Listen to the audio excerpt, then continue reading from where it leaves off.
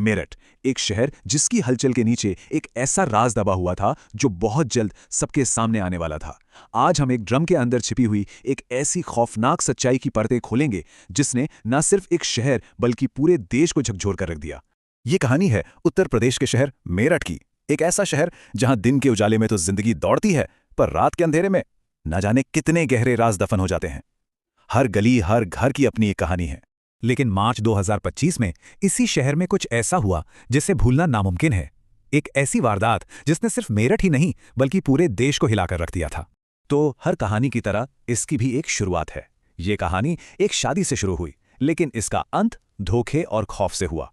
चलिए देखते हैं कि कैसे एक खूबसूरत रिश्ते ने इतना भयानक मोड़ ले लिया।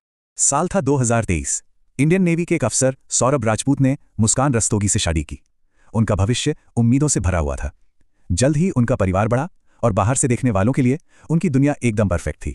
पर कहते हैं ना, हर सुख के पीछे कहीं ना कहीं दुख छिपा होता है। और इस हंसते खेलते परिवार की कहानी में भी एक बहुत गहरा अंधेरा था जो बस सामने आने ही वाला था। और फिर इस परफेक्ट तस्वीर में दरारें पड़ने लगी।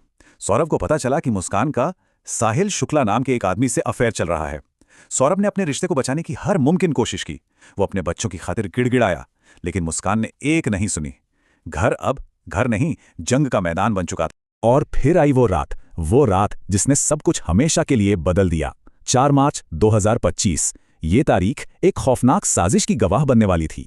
4 मार्च 2025 रात के करीब 2 बजे का वक्त, जब पूरी दुनिया सो रही थी, तब मुस्कान और साहिल ने मिलकर एक जानलेवा योजना को अंजाम देना शुरू कर दिया था।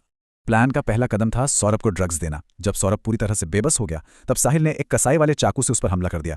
एक के बाद एक सौरभ के दिल और गले पर कई वार किए गए।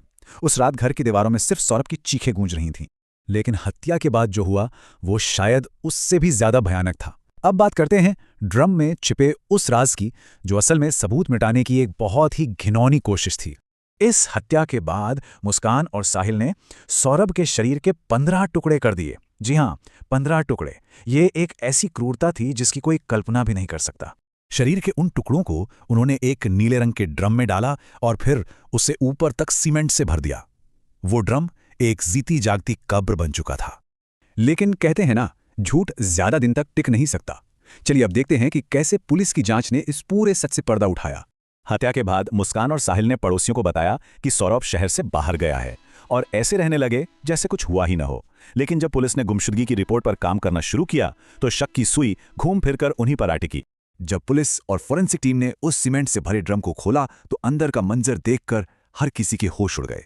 मेरठ के chief medical officer doctor Ashok Kataria ने बस इतना ही कहा, मेरे 30 साल के करियर में मैंने ऐसा कुछ नहीं देखा। लेकिन इस केस की सबसे दिल दहला देने वाली गवाही किसी फॉरेंसिक रिपोर्ट से नहीं बल्कि एक मासूम बच्चे के मुंह से आने वाली थी। एक ऐसा बयान जिसने इस खौफनाक सच को पूरी तरह से सामने ला दिया। पुलिस की पूछताछ में मुस्कान और साहिल ज्यादा देर टिक नहीं पाए। दोनों टूट गए और उन्होंने अपना जुर्म कबूल कर लिया। उन्होंने हत्या की पूरी कहानी पुलिस के सामने रख दी। पर सोचिए, इस पूरी कहानी का सबसे दुखद हिस्सा क्या था? वो था सौरभ की 6 साल की बेटी का बयान। जब उसकी दादी ने उससे पूछा तो उस बच्ची ने बड़ी मासूमियत से कहा, पापा ड्रम में है। एक बच्ची जिसने अनजाने में ही अपने पिता की हत्या का सबसे बड़ा सबूत दे दिया था।